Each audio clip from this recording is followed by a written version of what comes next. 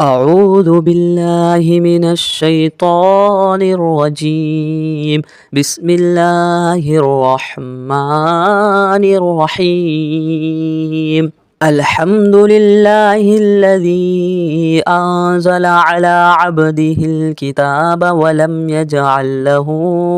عوجا قيما لينذر بأسا شديدا من لدنه ويبشر المؤمنين الذين يعملون الصالحات أن لهم أجرا حسنا ماكثين فيه أبدا وينذر الذين قالوا اتخذ الله ولدا ما لهم به من علم ولا لآبائهم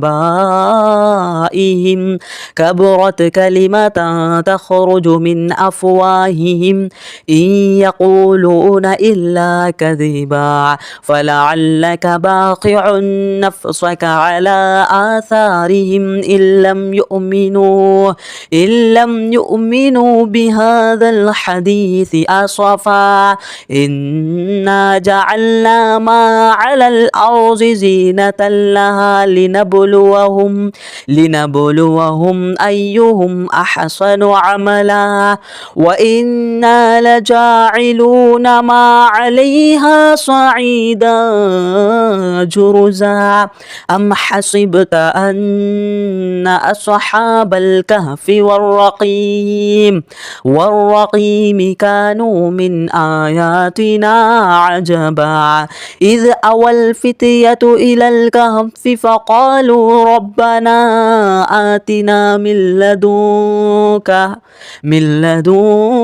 رحمة وهيئ لنا من أمرنا رشدا فضربنا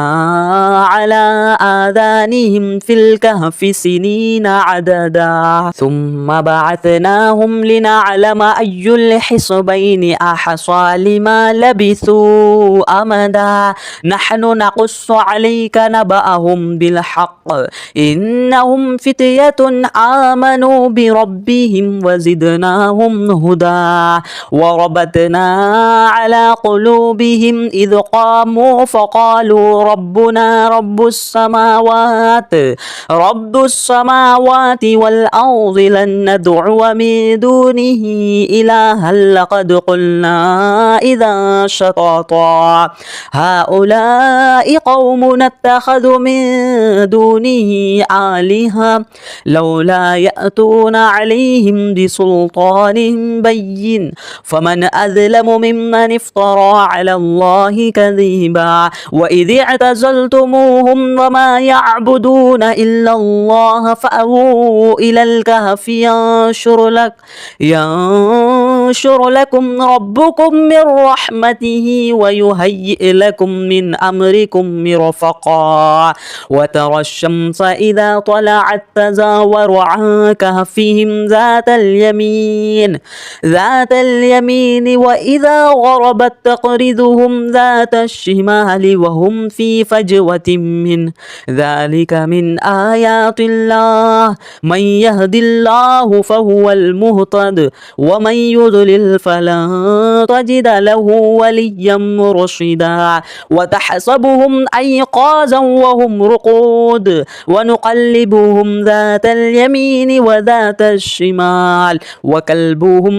باسط ذراعيه بالوصيد لو اطلعت عليهم لوليت منهم فرارا ولملئت منهم رعبا وكذلك بعثناهم ليتساءلوا بينهم قال قائل منهم كم لبثتم قالوا لبثنا يوما أو بعض يوم قالوا ربكم أعلم بما لبثتم فابعثوا أحدكم بورقكم هذه إلى المدينة فلينظر أيها أزكى طعاما السماء فليأتكم برزق منه وليتلطف ولا يشعرن بكم أحدا إنهم إن يظهروا عليكم يرجموكم أو يعيدكم في ملتهم ولا تفلحوا إذا أبدا وكذلك أعثرنا عليهم ليعلموا أن وعد الله حق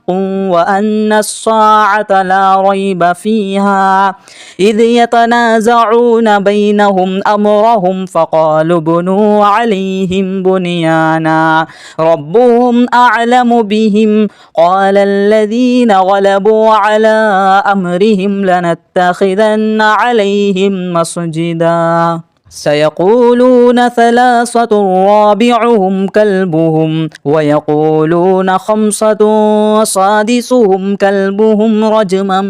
بالغيب ويقولون سبعة وثامنهم كلبهم قل رب أعلم بعدتهم ما يعلمهم إلا قليل فلا تمار فيهم إلا مراء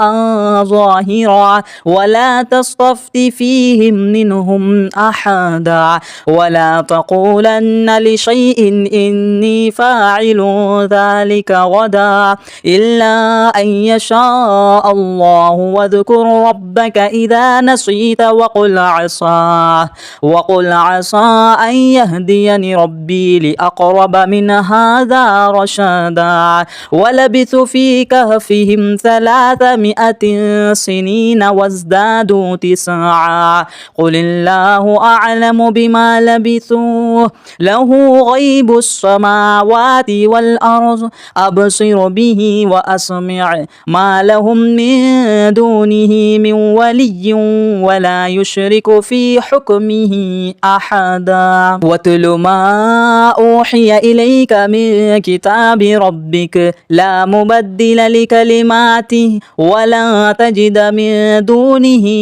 ملتحدا واصبر نفسك مع الذين يدعون ربهم بالغداة والعشي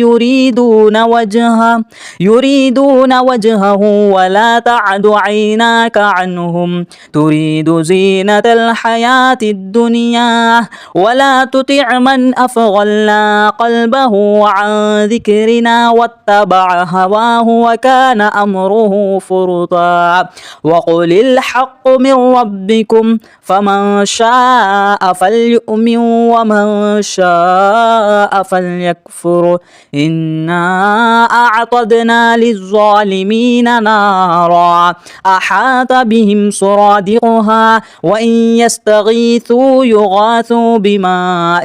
كالمهل يشوي الوجوه بئس الشراب وساءت مرتفقا إن الذين آمنوا وعملوا الصالحات إنا لا نضيع أجر من أحسن عملا أولئك لهم جنات عدن تجري من تحتهم الأنهار يحلون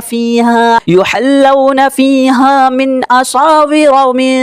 ذهب ويلبسون ثيابا خضرا من سندس واستبرق متكئين فيها على الأرائك نعم الثواب وحسنت مرتفقا واضرب لهم مثل الرجلين جعلنا لأحدهما جنتين من أعناب وحففناهما بنخل وجعلنا بينهما زرعا كلتا الجنتين آتت أكلها ولم تظلم منه شيئا وفجرنا خلالهما نهارا وكان له ثمر فقال لصاحبه وهو يحاوره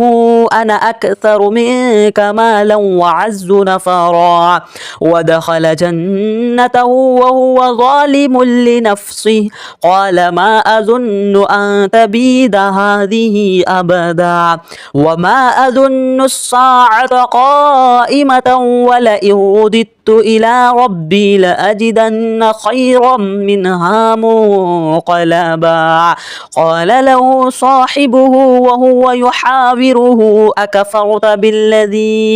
بالذي خلقك من تراب ثم من نطفة ثم سواك رجلا لكن هو الله ربي ولا أشرك بربي أحدا. ولولا إذ دخلت جنتك قلت ما شاء الله لا قوة إلا بالله إن ترني أنا أقل منك مالا وولدا فعسى ربي أن يؤتيني خيرا من جنتك ويرسل عليها حسبانا من السماء فتصبح صعيدا زلقا أو يصبح ماؤها غورا فلا تستطيع له طلبا. وأحيط بثمره فأصبح يقلب كفيه على ما أنفق فيها وهي خاوية على عروشها ويقول يا ليتني لم أشرك بربي أحدا. ولم تكن له فئة ينصرونه من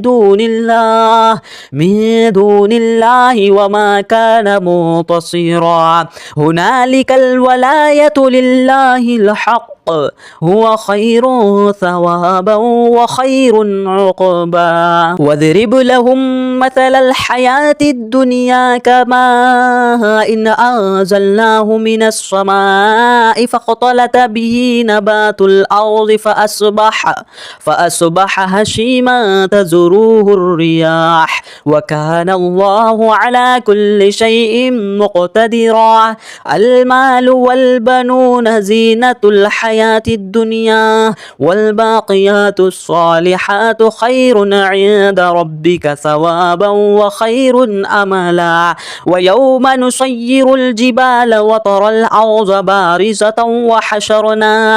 وحشرناهم فلم نغادر منهم أحدا وعرضوا على ربك صفا لقد جئتمونا كما خلقناكم أول مرة بل زعمتم أن لن نجعل لكم موعدا. وإذ قلنا للملائكة اسجدوا لآدم فسجدوا إلا إبليس كان من الجن ففسق عن أمر ربه أفتتخذونه وذريته أولياء من دوني وهم لكم عدو بئس للظالمين بدلا. ما أشهدتهم خلق السماوات والأرض ولا خلق أنفسهم وما كنت متخذ المضلين عضدا. ويوم يقول نادوا شركائي الذين زعمتم فادعوهم فلم يستجيبوا لهم وجعلنا بينهم موبقا. ورأى المجرمون الناس فظنوا أنهم مواقعها ولم يجدوا عنها مصرفا. ولقد صرفنا في هذا القرآن للناس من كل مثل وكان الإنسان أكثر شيء جدلا. وما منع الناس أن يؤمنوا إذ جاءهم الهدى ويستغفروا ربهم إلا أن تأتيهم سنة الأولين أو يأتيهم العذاب قبلا. وما نرسل المرسلين إلا مبشرين ومنذرين ويجادل الذين كفروا بالباطل ليدحضوا به الحق واتخذوا آياتي وما أنذروا هزوا. ومن أظلم ممن ذكر بآيات ربه فأعرض عنها ونسي ما قدمت يداه إنا جعلنا على قلوبهم أكنة أن يفقهوا وفي آذانهم وقرا وإن تدعهم إلى الهدى فلن يهتدوا إذا أبدا. وربك الغفور ذو الرحمة لو يؤاخذهم بما كسبوا لعجل لهم العذاب بل لهم موعد لن يجدوا من دونه موئلا وتلك القرى أهلكنا لهم لما ظلموا وجعلنا لمهلكهم موعدا وإذ قال موسى لفتاه لا أبرح حتى أبلغ مجمع البحرين أو أمضي حقبا فلما بلغ مجمع بينهما نسي حوطهما فاتخذ سبيله في البحر سرابا فلما جاوز قال لفتاه آتنا غداءنا لقد لقينا من سفرنا هذا نصبا قال أرأيت إذ أوينا إلى الصخرة فإني نسيت الحوت وما أنسانيه إلا الشيطان أن أذكره واتخذ سبيله في البحر عجبا قال ذلك ما كنا نبغي فارتد على آثارهما قصصا فوجد عبدا من عبادنا آتيناه رحمة من عندنا وعلمناه من لدنا علما قال له موسى هل أتبعك على أن تعلمني مما علمت رشدا قال إنك لن تستطيع معي صبرا وكيف تصبر على ما لم تحط به خبرا قال ستجدني إن شاء الله صابرا ولا أعصي لك أمرا قال فإن اتبعتني فلا تسألني عن شيء حتى أحدث لك منه ذكرا فانطلقا حتى إذا ركب في السفينة خرقها قال أخرقتها لتغرق أهلها لقد جئت شيئا إمرا قال ألم أقل إنك لن تستطيع معي صبرا قال لا تؤاخذني بما نسيت ولا ترهقني من أمري عسرا فانطلقا حتى إذا لقي غلاما فانطلقا حتى إذا لقي غلاما فقتله قال أقتلت نفسا زكية بغير نفس لقد جئت شيئا نكرا قال ألم أقل لك إنك لن تستطيع معي صبرا قال إن سألتك عن شيء بعدها فلا تصاحبني قد بلغت من لدني عذرا فانطلقا حتى إذا أتيا أهل قرية استطعما أهلها فأبوا أن يضيفوهما فوجد فيها جدارا يريد أن ينقض فأقامه قال لو شئت لاتخذت عليه أجرا قال هذا فراق بيني وبينك سأنبئك بتأويل ما لم تستطع عليه صبرا أما السفينة فكانت لمساكين يعملون في البحر فأرتدوا أن أعيبها